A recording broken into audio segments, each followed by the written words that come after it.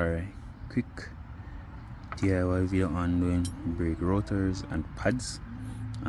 Same process, just maybe one step extra. The pads pretty straightforward. The rotors just like a couple steps more. So for the rotors, what I change the rotors and pads. Jack up the car. I jack up the cars and jack stands. Take the wheels off, and now this is what I'm exposed to, so I know I have the brake to deal with. After doing this, I basically put some sharp towels around the brake reservoir, and then I open it. So with this being open, it takes off all the pressure of the brake line, so the caliper should be free to come off the pads and rotor. And also, once I'm finished everything installing, what I'm gonna have to do is clean up this area if it spills. Close this. Once I close this, before I drive off, after finishing everything, before I drive off, what I want to do is start the vehicle and pump the brakes until it's very stiff, like till it's actually working, because that's how you get back the pressure. That's how I get back the pressure into the pedal. So after that, what I did was take off this. Right here is a 12 mm.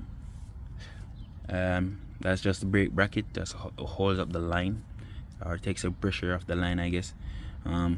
What I do now is this 17 mil. There's one at the top, there's one at the bottom. Unscrew those, and then what I do next is basically I shimmy the brake caliper out, right, because the pressure is off of there, so it should be easier. And then what I do is I use this little bungee cable thing, hook it up onto the spring or anywhere that it would hold, and then just basically hook it into this hole right here, so it just kind of hangs instead of just dropping down, having the pressure on here, or just putting it over there for it to scratch up or something. So once that's done, that's the calipers are now would be out, right? So this is the entire caliper. This yellow piece is the caliper. So once this one is out, this is the green one, is the brake pads. So what you would do next, or what I would do next, is basically take out the brake pads, and basically know what I want to get after the brake pads is the brackets. So this orange piece is what holds the brake caliper and pad into place over the rotor. All right, so it's the bracket is pretty straightforward again. Now the two bolts around here, 19 mm, one at the top, one at the bottom, just the same. So once I do all of that, then this assembly will just come right down. So this would be out of the way, the caliper would be out of the way, brake pads would be out of the way, and the bracket would be out of the way. So with that, all of that out of the way now, I have access to the rotors, right? So with the rotor, there's a 1 and 2 Phillips screw. What I did was try to unscrew them, they wouldn't budge, so I bought one of the wrench, the torque screwdriver, hit it, put the torque screwdriver in here, hit it with a hammer, and they pretty much loosen right up. Once that's done, all I have to do was unscrew these, and then basically just take off the rotor. Literally, that's it. So if I'm doing just the pads, all I would need to do is just take off the caliper and replace these, right? However, if I need to change the rotor as well, it's just a couple more steps of taking off the bracket and then unscrewing these screws. So once it's out, really everything is just to be done back in the reverse.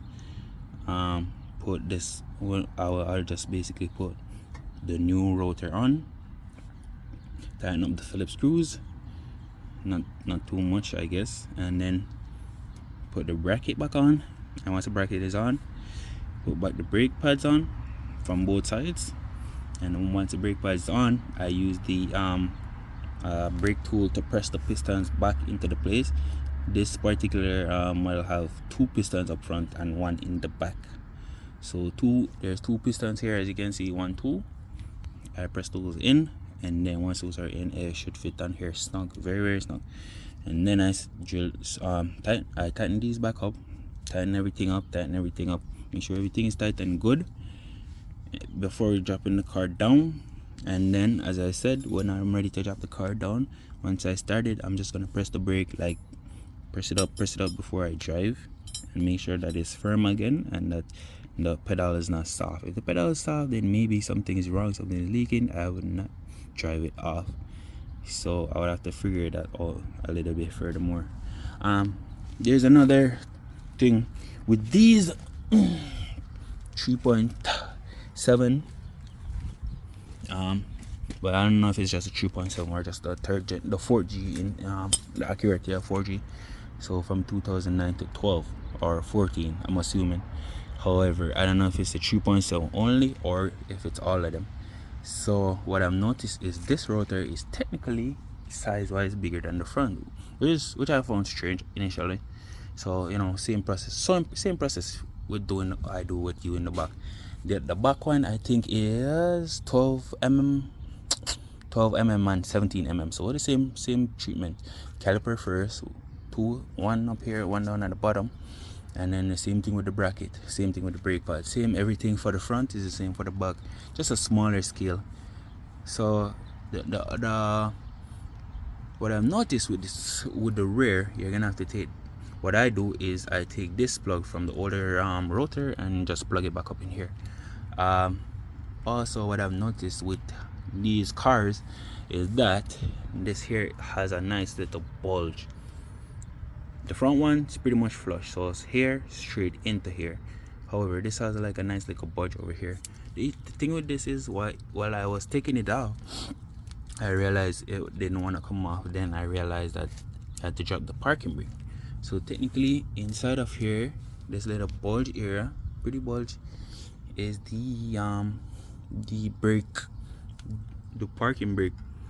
So it's basically almost like a drum. Well, it is a drum brake system that on the inside of it, inside of a disc brake system.